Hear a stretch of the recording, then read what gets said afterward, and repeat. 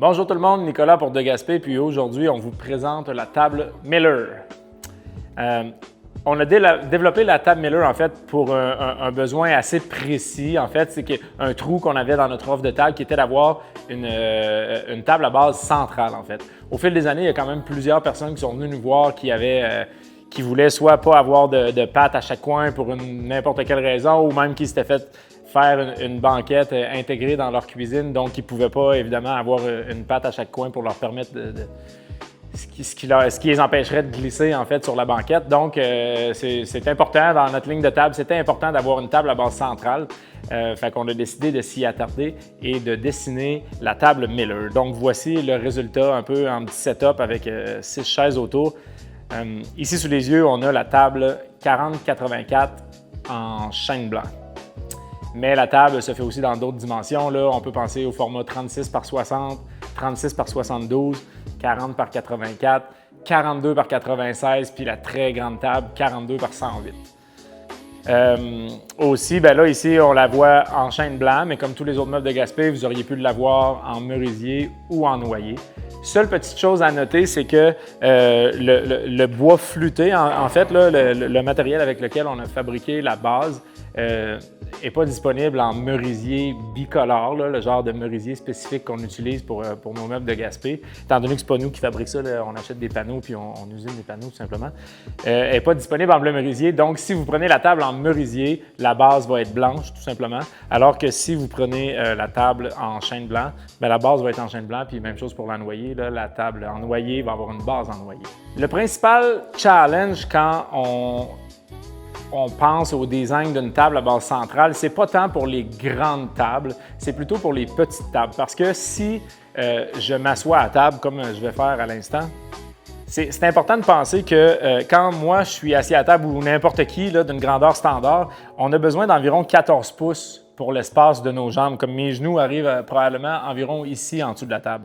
Donc la base centrale de la table ne peut pas être trop grosse. On est contraint sur la grosseur de la base centrale. Donc, on peut penser que sur les tables plus petites, admettons un format de 36 pouces de large, si j'enlève 14 pouces ici, j'enlève 14 pouces de l'autre côté, ça fait 28, 36 moins 28, ça fait 8 pouces. Donc, ça nous laisse seulement 8 pouces pour faire une base si on veut laisser l'espace nécessaire. Donc, on comprendra qu'une base de 8 pouces, ce ne serait pas assez stable pour une table de 36 pouces. Donc, il a fallu penser un peu à notre design, puis voici la solution avec laquelle on est arrivé. Donc, voilà comment la table est faite. Dans le fond, c'est que tout en se gardant, là, ici, on a une table de 40 pouces, en se gardant 14 pouces de chaque côté, on arrive avec une base qui est assez petite, mais qui évidemment serait en soi pas assez grande pour assurer la stabilité de la table. Donc, on a ajouté une plaque d'acier d'une demi d'épais, là. Je sais pas, pour vous donner une idée, c'est quand même un bon gauge d'acier. Donc, la plaque d'une demi d'acier qui va servir à deux choses. En fait, qui va servir à une chose, c'est à assurer la stabilité, mais par deux moyens. Premièrement, en augmentant l'empattement de la table, dans le fond. Puis, deuxièmement, avec son poids, là, qui va faire en sorte que la table est pesante. Là. Une fois que tout est vissé ensemble avec la plate d'une demi d'acier, on arrive vraiment à un poids qui est considérable. Là. Puis une chose qu'on voulait éviter, on ne voulait pas non plus faire une grande plaque d'acier qui ferait en sorte que je n'aurais pas été capable de pousser ma chaise au bout.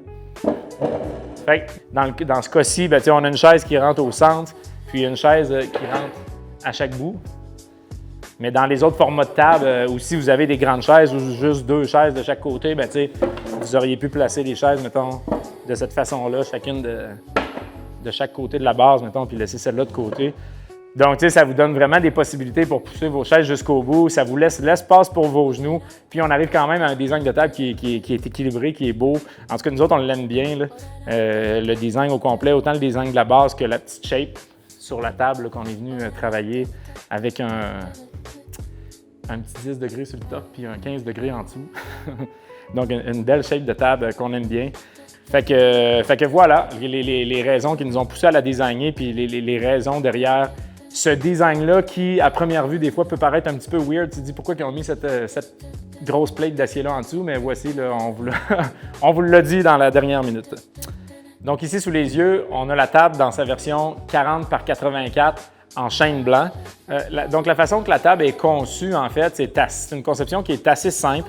Admettons qu'on commence avec la base qui est ici, en dessous de la table, qui est tout simplement un frame de contreplaqué, en fait, avec plusieurs étages, puis des montants de contreplaqué qui sont tous assemblés ensemble. Puis, ils sont recouverts de ce bois flûté-là, qu'on appelle du bois flûté, mais en fait, c'est des demi-lunes en bois qui sont comme toutes collées sur la base en plywood. Ensuite, en dessous, on a la feuille d'acier, la grosse plate d'acier qui est vissée avec 4 boulons 3/8, c'est vraiment comme un heavy duty, des boulons fraisés en fait. Là, la plate d'acier est fraisée, donc les vis sont rentrées au complet dans la plate. Puis, en dessous du top ici, bien, on a un gros frame d'acier qui, lui, est vissé aussi dans la base en plywood qui sert de frame, dans le fond, au top de table. Donc, le top de table, il est nullement structurel. Là, il est juste déposé là à la fin de l'assemblage de la table. On vient tout simplement déposer ça. Puis, on ne peut pas se tromper de place parce que le frame d'acier dont je parle est encastré dans le top. Donc, c'est basically un peu, on peut considérer ça comme une sandwich. Là, on a la feuille d'acier, la base, ensuite le gros frame, puis on vient habiller ça avec le plateau de bois massif. Là. Donc, tu sais, pour quelqu'un qui choisirait de venir chercher la table en pick-up plutôt que de la faire livrer puis de la faire assembler par nos livreurs, bien, la seule affaire qui est un peu tricky, c'est le poids de la base. C'est une base qui est quand même assez pesante. Là. Je vous dirais que ça doit peser un bon 100-150 livres. Je n'ai pas le poids exact sous la main, mais c'est quand même assez pesant. Mais c'est très facile à assembler. Là, tout est pré-troué. D'assembler le frame d'acier sur la base, c'est un jeu d'enfant. Ça se fait tout seul. Puis ça, évidemment, on fait juste déposer ça puis remettre les vis dans des trous qui sont déjà pré-percés en dessous aussi. Là. Donc voilà, pour quelqu'un qui voudrait faire l'assemblage tout seul, c'est relativement facile, bien qu'un peu lourd. Ça, je dirais. Donc voilà, pour ce qui est de la table Miller, il y a peut-être des choses qu'on a oublié de vous dire ou il y a peut-être des questions qui vous restent en tête pour lesquelles on ne vous a pas donné de réponse pendant cette vidéo-là. Mais juste nous contacter. Si vous avez des questions encore, vous pouvez nous contacter par courriel, par téléphone, à la Salle de Monde Montréal, Toronto. Ça va nous faire plaisir de vous aider avec ça. On a d'ailleurs cette table-là directement dans le showroom de Montréal. Fait que voilà, si vous voulez venir la voir, vous êtes les bienvenus. Au plaisir.